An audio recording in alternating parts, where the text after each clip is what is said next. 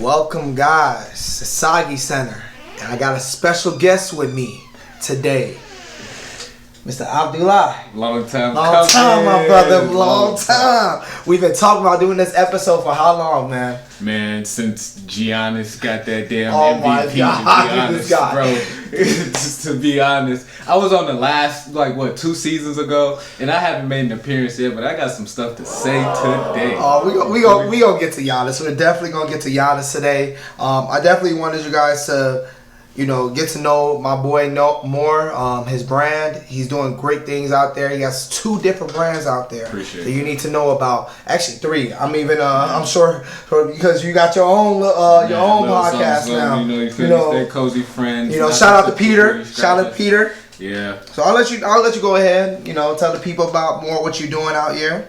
Yeah, so like he said, I'm Doulie Conte, also known as Doulie, also known as Slim Cozy Fits, also known as if it don't make money, it don't make sense. You feel me? But no, all trolling aside, young black male from Chicago, Illinois.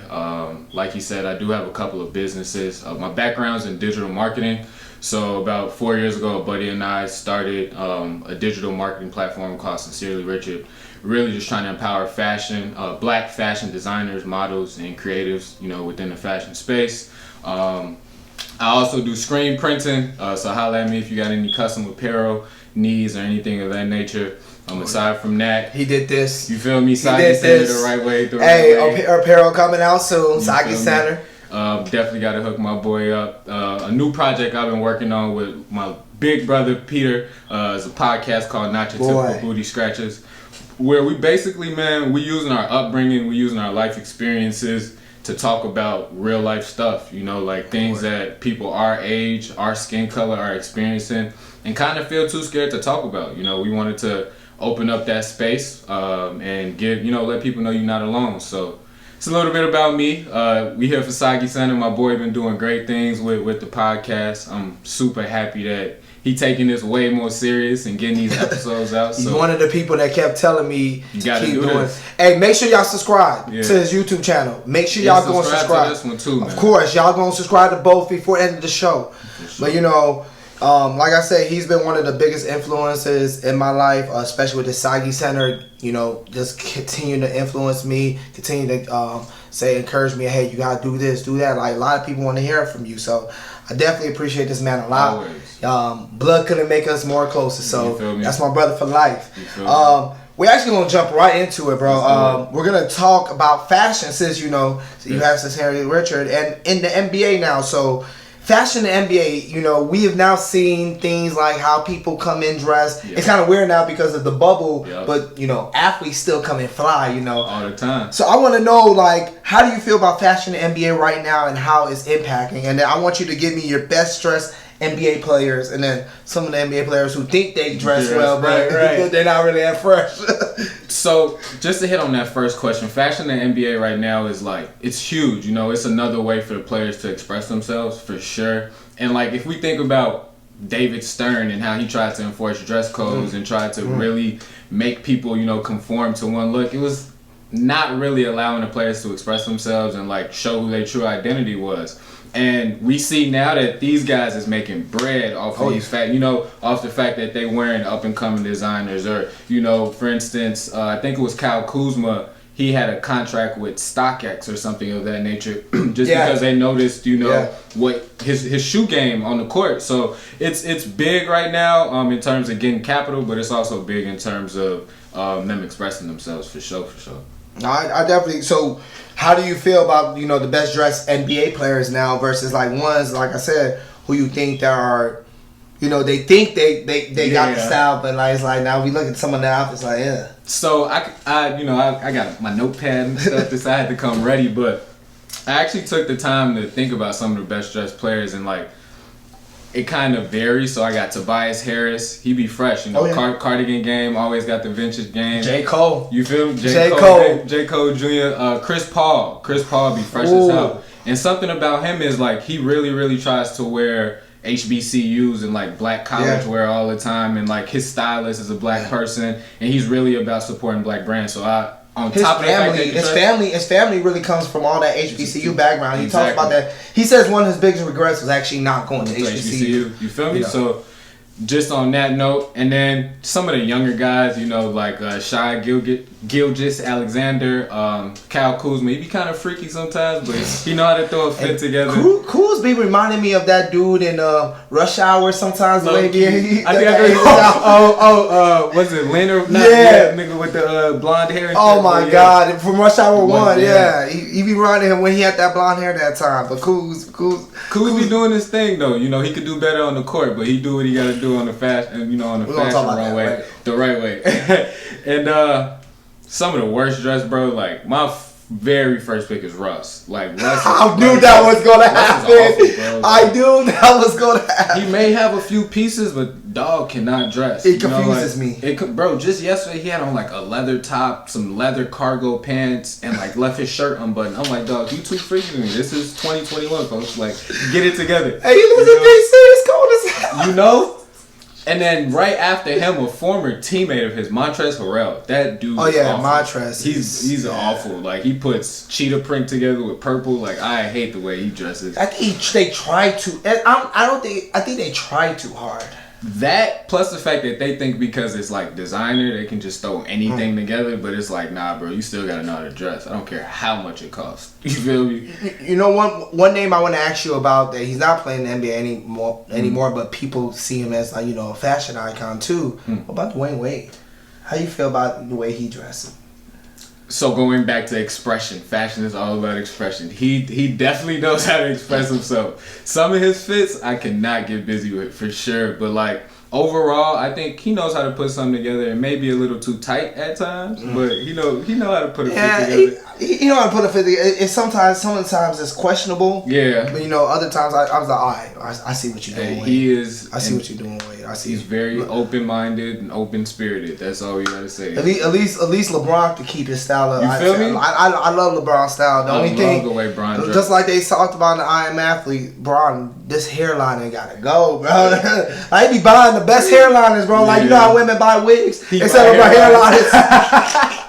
No bullshit. Oh my God, LeBron. But let's moving forward. I know also, you know, with your podcast, you guys talk about a lot of life experiences, and you know, one thing I know about you, you're really big on, you know, black movement, social justice. Without so, how do you feel right now about the NBA and the way they're playing in social justice and the role they play in communities? Because there do be a lot of backlash from community, like, you know, which I don't understand. You know, I don't understand how they're giving backlash to some of these athletes because they've been through it, but I think it's just the media, how they portray it. But how do you feel now that the media is such, it's okay for, you know, they're letting them do it instead of it, why it took so long. And then you still have certain athletes around the world. I know that's one soccer player, I forgot his name, who was saying, he was wild. He was wild. Basically he was wild. About LeBron, yeah. I think he was doing it for clout. Without a doubt. But how you feel about it? For one, I'm finally happy that they're realizing the true power that they have and that they can use their following for more than just like hooping and trying to get, you know, other kids to be great hoopers.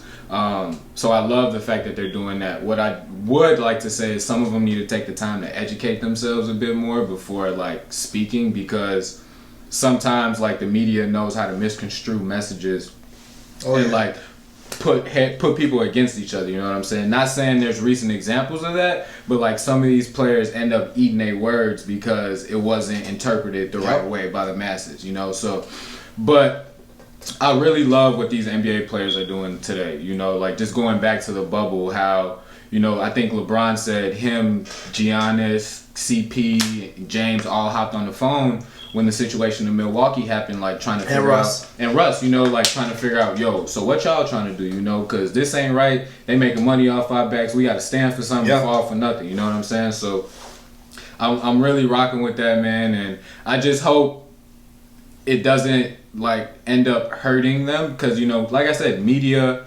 has sent out messages where it's like NBA views are down because they, you know, supporting Black Lives Matters and things like that. I just hope that doesn't become a domino effect and actually hurt the progress of these players and like what they're actually trying to do, which is stand up. And I think that you put a big point up. I think the first thing is being educated on. I would just talk about it, you know, a few years back, we talked about 5-6 years with Kaepernick thing. Like, they turned something that was so small into a big thing, and they crucified that man. For no reason. He still never get a job back. And then you see last summer when the officer put his knee, and now you understand what. But it's like, this is the things they talk about. And the one thing I really appreciate, which is like, you know, we may talk about LeBron as he the GOAT or anything with basketball, but the man is, to me, is the GOAT of like an athlete, like one of the best to ever do it. Of course, I still think you have your elites and stuff, but the man, for a man that didn't go to college, to be that educated and just to, you know, continue to educate himself on things. When LeBron speaks on stuff, he knows what he's talking about. He knows his facts. So, I think leaders like him, and I think I really love the way the young guys are stepping on.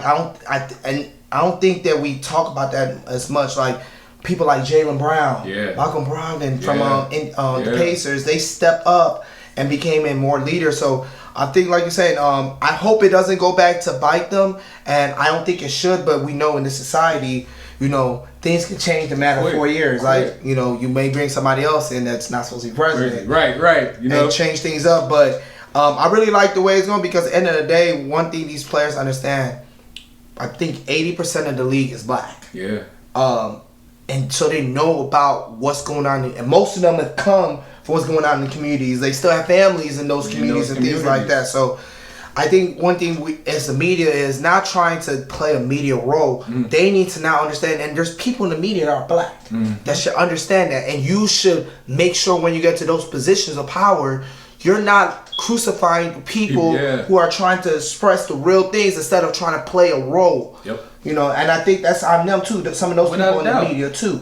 Without a doubt, I agree with everything you said, and I just want to piggyback off of that kind of and say, like, though we know that they have all of this power, we should not necessarily look to them to have all the answers. We shouldn't look to them to be the ones, like, coming back, since they make millions, coming back to the communities and, you know, giving us thousands of dollars or having food drives and all of that. Like, I think their role is to create awareness, to give us, like, the insight, give us the information needed to help us get to the next level. Now, if they want to take it a step further and provide us with money, then shit, more the better, you know. But I think we need to use their stories and how they have achieved their levels of success to be able to do that for ourselves. And I think that's what me and you talk about a lot. I think we look into people to solve our problems, especially our people. At the end of the day, we're not perfect. They're not perfect. Our politicians are not perfect. Nope. I think it always starts at home. I think we are both, and that just comes from our roots. It always starts at home. Always. Your values and everything don't come from LeBron James. Don't come from Obama. Don't come from Martin Luther King. It comes from your parents, what they instill in you. And I think if we can start instilling better values just as parents, me, I'm a father. I want to establish that with my daughter, like being able to, no matter who you are, your color, treating everybody with that respect that they should deserve. We're getting a little bit off topic, but just to the point you made about teaching your daughter, let's go back to Disney Channel back in the day. They used to have movies, what was that movie about the apartheid in South Africa where it was a little black girl and a little white girl, you know what I'm saying? I forgot the name of it, but like we were teaching our kids those types of morals and ways of looking at life at younger ages, where nowadays they on TikTok, they on on the iPad or whatever on YouTube, and they not really learning, so social media. We don't want to go off topic, but we all know social media has a big play in it. But I really want to. We still want to encourage the NBA players to continue fight for social justice. It's not over. It's not just a year thing or anything. This is a life thing. It goes all around. So. Shout out to all the NBA players. We're actually going to jump into our first debate. It's about Giannis. So, for months, years, my friend here is not a fan of Giannis' game. Is because I understand, he has one style of play, but one thing I tried to explain to him is Giannis is not a forward or a guard. He's a big man, in my opinion. The modern day big man. If you were to look at him, just how it will be in this type of generation. But, from his understanding, I understand that, maybe last year MVP should have went to LeBron. You know, it should have went to LeBron. You know, I'm just looking back now. It should have went to LeBron. But I think that you still you haven't given him Giannis his respect. He's 8 years in. He's 8 years in, but don't forget he started playing basketball only 12 years ago. Facts. But still, though, I think I give the man credit. Like, he's a force. The problem that I have with him is the fact that the media makes him out to be like this game changer. The media adds on, like analysts add on, I guess we would call it skills and ability that, like, when you're watching the game, you just see that that's not there. You know what I'm saying? Like, they expect for him to grow, create his own shot. You know, like they expect for him to grow into, you know, obviously he'll never get there, but like a KD or like a Dirk or something of that nature based on what he has shown thus far. But we see that, like, all right, I get he started playing basketball 12 years ago. He's been in the NBA for the last 8 years, but his his overall field goal percentage is like 53% or something like that. 50, you know, 55. And I think the research that I did showed that from 2-point range, he's only at like 56%. For that to be the majority of his game and for that percentage to not be higher, it's like, all right, where, you know, what are you actually working on? Because you still can't shoot. You know what I'm saying? Like, your turnaround jumper in the post, you working on it, but that joint not going in. It's still like it could be a little bit more consistent. So and that's consistent. Like, if you look at his game, if it was your first time watching him, say this was the Arc or our regular gym, we'd be like, dude is OC. All he does is put his head down and go to the basket. You know what I'm saying? Like, but but the thing is, it's still dominating though. Like, and you know, and I understand the skill part because I think that people try to, and this is where they do this a lot with a lot of players. Like, they call Ben Simmons the next LeBron. They call Wick. They even call Andrew Wiggins. Right. And we're like, there's only that LeBron is LeBron. Exactly. Giannis by no means necessarily is LeBron James. Mm-hmm. I think he may have some aspects of LeBron James he tries to replicate, but LeBron is LeBron. Right. I think for where he came from, I think, like, and I had this discussion with you. I still think Shaq was a more skilled player because of his able to post. But if Shaq was able to play in this game, I don't even think he'll be as depending on which Shaq we're talking about. Which Orlando? I was about to say we'd only really be able to compare Giannis to like Shaq's first 4 to 5 years in the league. Much slim, yeah. Yeah, and like ultimately, Giannis should turn into what Shaq turned into, but the game has advanced and the game has changed, so he has to develop more ability. Yep, which I don't think he may not. I don't think he's ever going to develop. I don't think based off his game, and this is where, you know, Raymond, why I say that where the Russell comparison is not, I don't see it, is because end of the day, Westbrook can actually still pull up and he can create his own shot. I don't think just based off of Giannis, he is the type of person to just boom, boom. He can't. And I just think it's never going to happen. He can buy it. I just don't think it's going to happen just based off how his structure is. Now, I think there's other aspects, and that's why I think where he has to play with another player, like a guard, like somebody. Chris Middleton don't do it for me. I think you used to be a fan for. You would say Chris Middleton was like that, but I was always saying Chris Middleton don't do it for me. He can get a bucket, but he's not what Giannis needs. Yeah, he needs a build. Yeah. Essentially, he need. Yeah, that's exactly what he needs. Or Damian Lillard. Yeah, because I don't know, man. Too much pressure is put on Giannis to lead the team. Where I'm not saying he's not supposed to be the leader, but like, I would rather us compare him to like what AD and like AD's capabilities are. Oh yeah. Than everybody continue to say he's like on the verge of being like a KD or somebody. You know what I'm saying? He's not close to ever being a KD. Like, yeah. And I agree with you. And even then, if we're going based off of just a player, I still think AD is a better player than Giannis. But I'm saying if you can't player, but to carry a team, I've seen Giannis do it more than AD has in New Orleans. But I think AD's skill set is still way more. But I like what you compare. Like, AD still needed that person. Yeah, without a doubt. He's not, he needed LeBron. he needed LeBron, or he needed a bona fide to get him over that hump. Yeah, so I definitely see that. I had to have that debate because I'm like, man, but I think if that debate was 6 months ago, it'll be much heated. But now that I've seen more of Giannis, and Giannis is my Nigerian brother. I still think he's a top 10 player in the NBA. Yeah, because he's a force. Yeah, like I said, I give him his credit. I don't think he's he's a borderline 5'6". To me, I'm not gonna put him with the class of the KDs, the LeBrons, the James. He's in that. I might damn near say Jokic is a better. The only reason why is because Giannis can give you on the defensive end. Mm-hmm. To be honest, there are a lot of people that think Joel Embiid might be a better force than, but because Joel Embiid's health issues. And I mean, yeah, I was just about to say if you put a very healthy Joel Embiid, he's top 3, top 4. Yeah, bro, like he's top 3, top 4. What that man is able to do with the ball in the post, like from the free throw line down, from the top of the key down, like it's kind of crazy for him to be like 7 foot I think it's and Hakeem, be that big. I think it's Hakeem of this generation, bro. If he can really stay healthy, he's literally Hakeem, right? Yeah.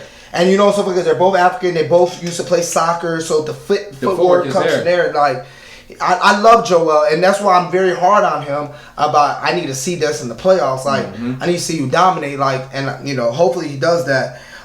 Moving on from the Giannis debate, so there were some trades that happened in NBA yesterday. It was cracking. So let me just go over some of the trades. Of course the Lakers didn't make any trades. They're in the buyout market. Brooklyn didn't make any trades.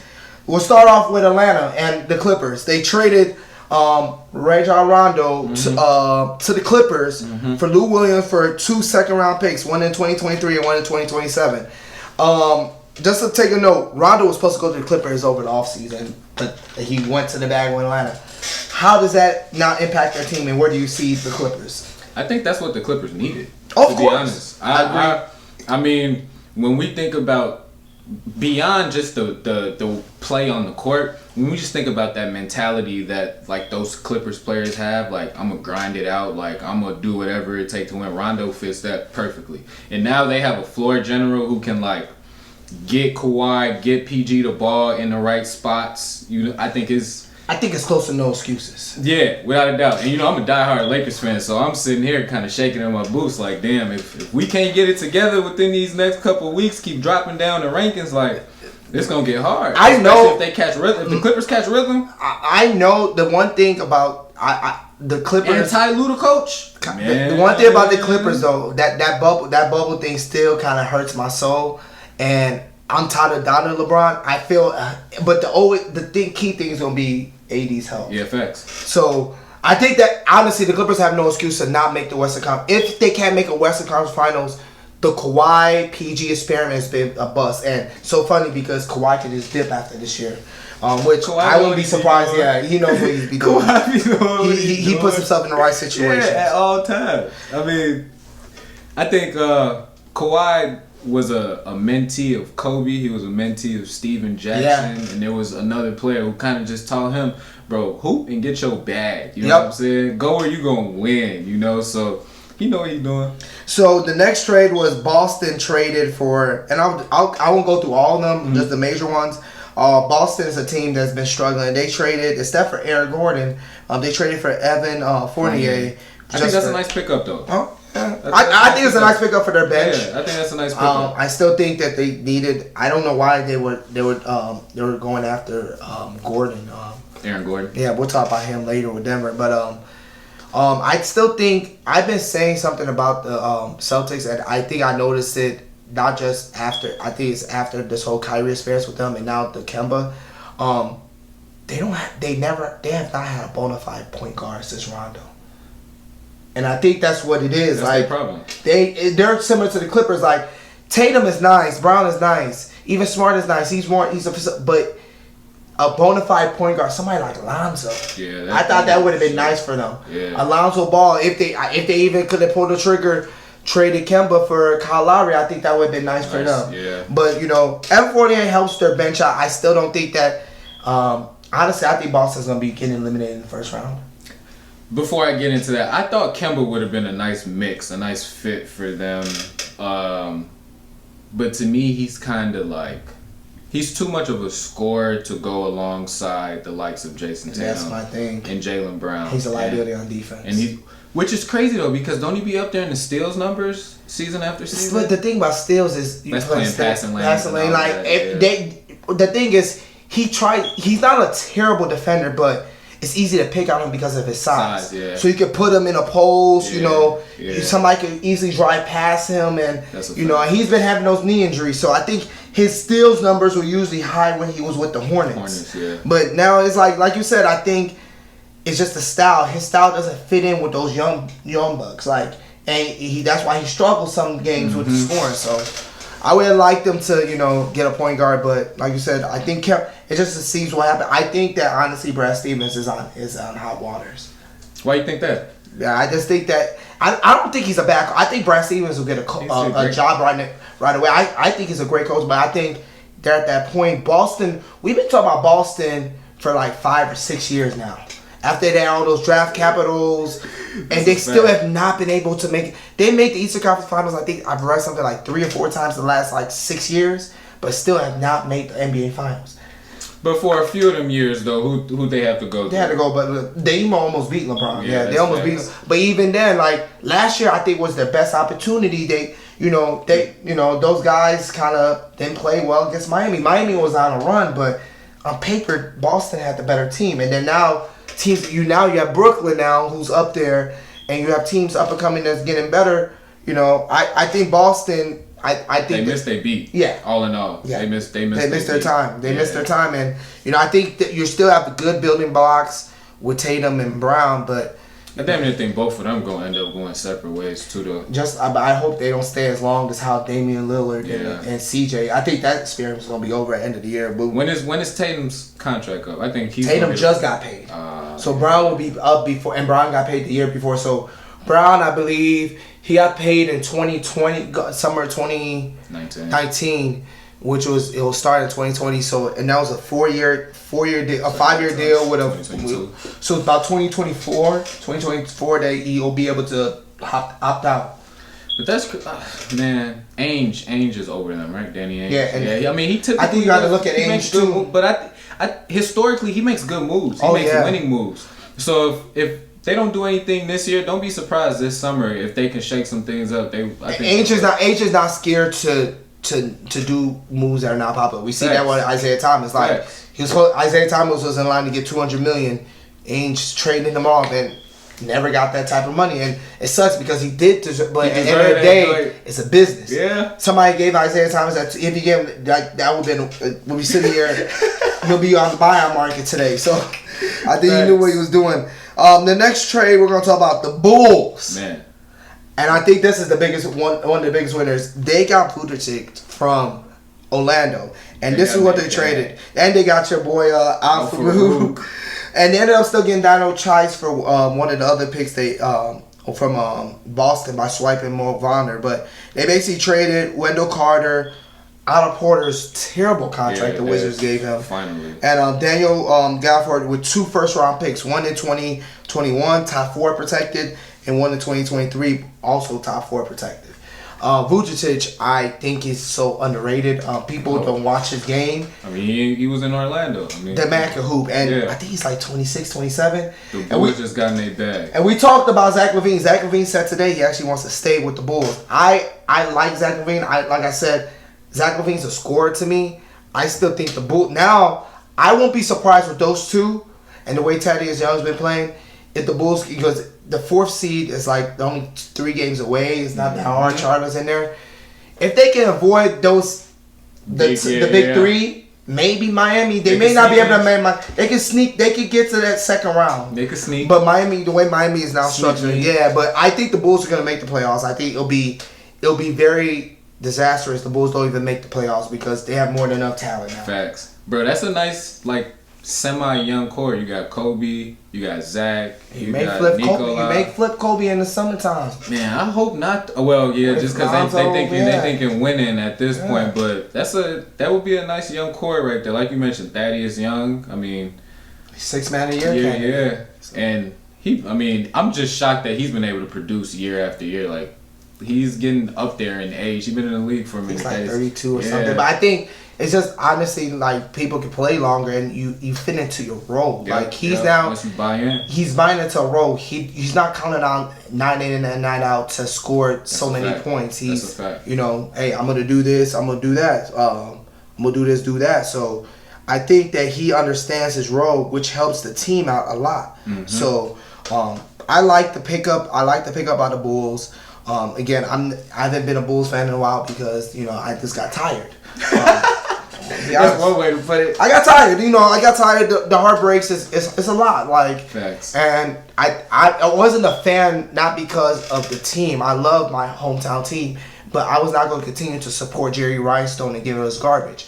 For years, he was just having Gar Forman and John Paxson, and they weren't doing shit. And now they made moves. So now I can now think about the Bulls are on the right track. Like, I can go to the game now when it opens up. Like I can actually hold my chest up. I can get over the Derrick Rose days. I think now I finally can get over the Derrick. I couldn't get over the Derrick Rose days. I remember the Pooh days. You was the biggest Bulls fan for real. But I'm not gonna throw all my eggs into one basket. Granted, I'm not a Bulls fan. Never have been. Never will be. I'm not gonna throw my eggs in one basket and say that y'all got a future coming because at the end of the day, it's Chicago, bro.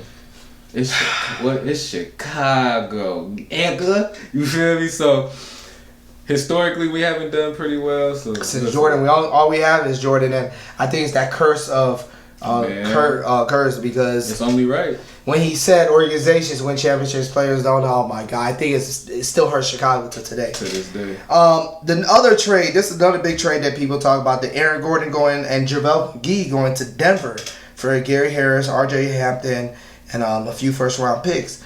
I'll be honest, I don't get it. I don't like Aaron Gordon's game. I don't either.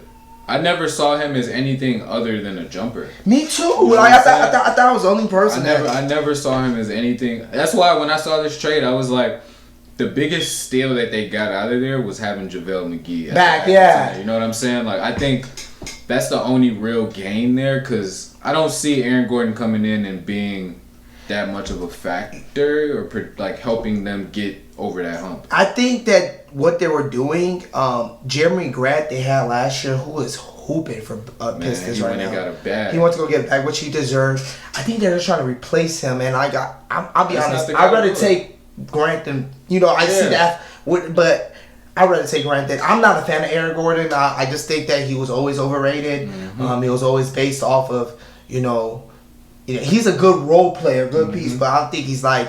I don't think he puts. I think a lot of people are like, Denver had the best pickup in the West. I think actually the best pickup in the West was the Portland Trailblazers getting Norman Powell.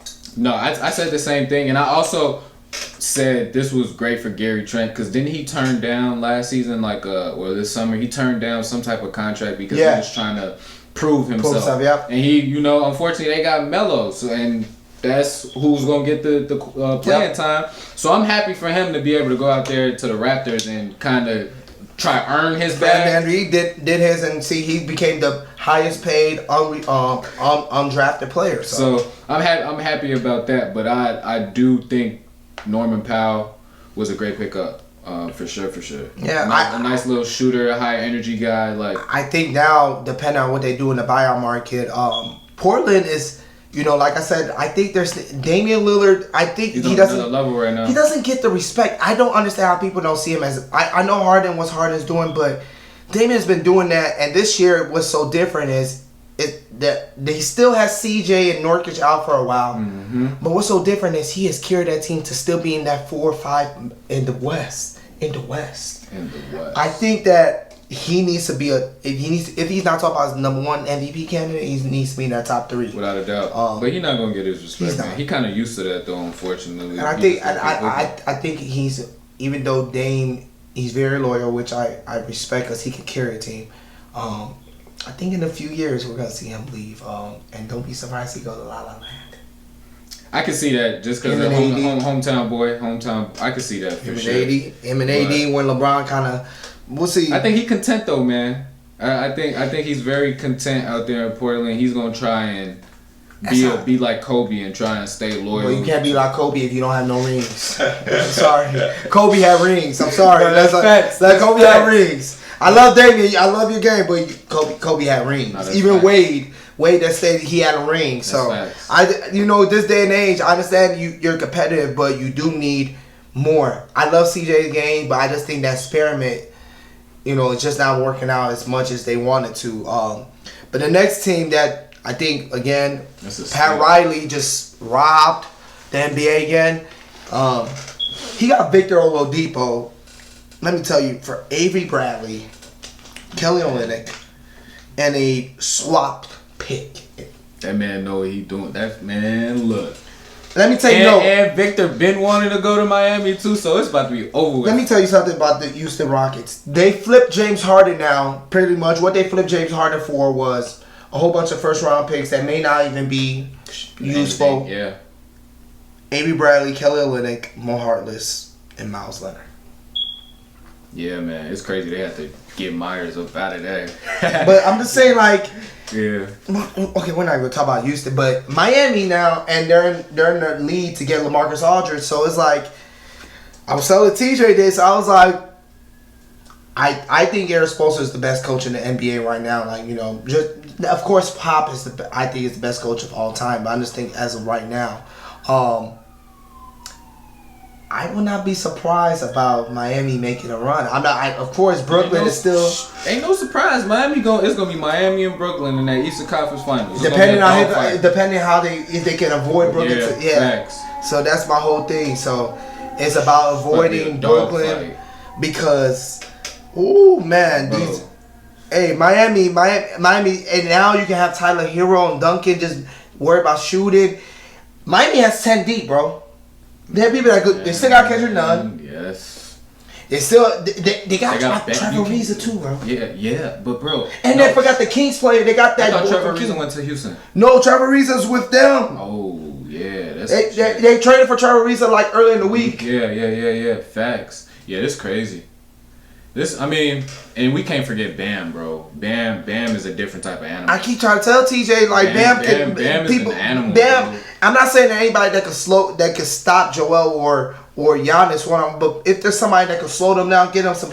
Bam is that man, bro. That's all I gotta say. Bam is, and that TJ, I hope you hear that. Bam is that man, bro. Like you can't mess with him. For real, like, and he's 3 years in, like 4 years in, like that kid, his upside is about to be crazy. And I'm so happy for him because that's my Nigerian brother. Like, but man, Miami, they're scared, and that's why I'm saying like for the Brooklyn thing, like hey, like y'all may not, and we're gonna actually jump into this right away.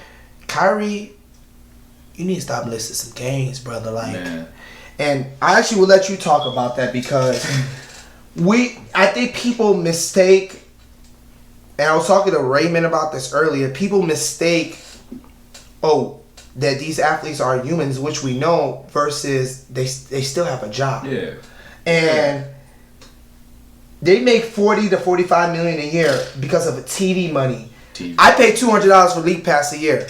Not to not see some players play on key games just because they wanted to take off. Yeah. Like... Talk about that, please. It's interesting that you brought that humanity aspect into it because I think what Kyrie's doing right now, bro, he's changing like what it means to be a professional athlete, but like taking it a bit too far. Like we get it, mental health is real. You have to like take care of your body, but like to be missing out on games for undisclosed reasons at times. You're saying family matters. He just saying like. I don't think that's fair to these other guys who are legit out here who may be going through some things of their own, but they still coming out here to hoop.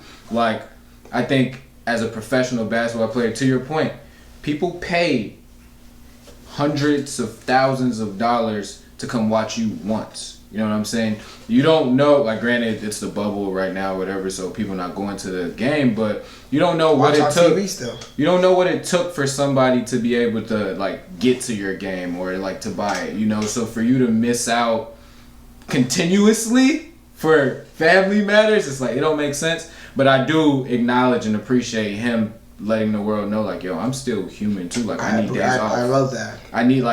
I need to take days off just like y'all wake up one day and say, I don't feel like going to work. But we know, like, you got to handle business. before you can handle your pleasure. I think the whole thing is, with the first time, he just took off and be like, God, I don't know when I'm going to see y'all next. Like, I love you at the building, but how many of us can really tell work, my man? I don't know when I'm going to come back to work. You feel me? And I was actually talking about this. I said that I wouldn't be surprised the next CBA, the NBA, like, cool.